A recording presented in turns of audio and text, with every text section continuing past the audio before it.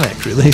It's the story of how Dolly was made, using techniques previously thought impossible. What we're doing now is tinkering with the stuff of life directly. When some of the most controversial research ever seen We must resist the temptation to replicate ourselves.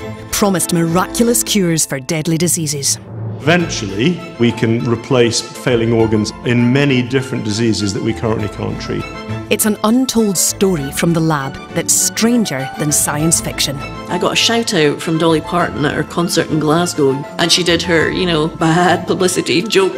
With dark plot twists, Fires at 2 animal research centres were started deliberately. And we had security assistants, big dogs, patrolling the site at night. and unexpected heroes. We didn't have any lovely temperature-controlled incubators, so my solution, I would tuck it under my bra strap. We had no money, and we needed 4 million. I guess we surprised folk, and we enjoyed that. Take that.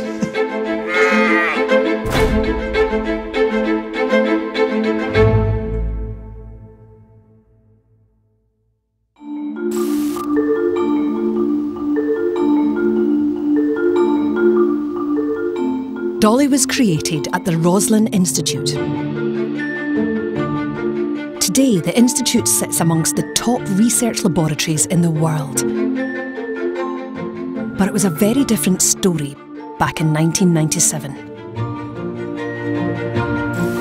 It was an unfancied lab, which wasn't, on the world map of developmental biology.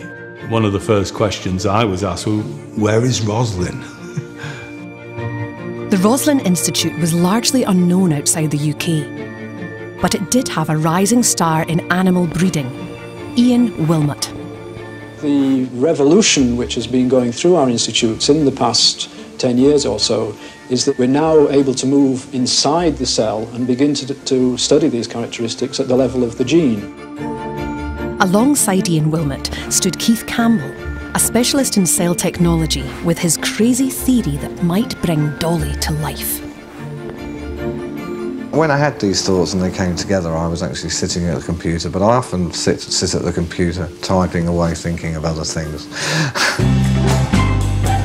Their combined talents achieved success against all the odds because Roslin was supposed to be a no-frills agricultural research institute with a simple goal.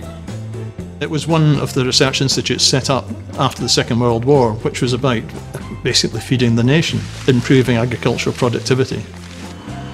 Big improvements in milk production, big improvements in the amount of meat you get from a pig.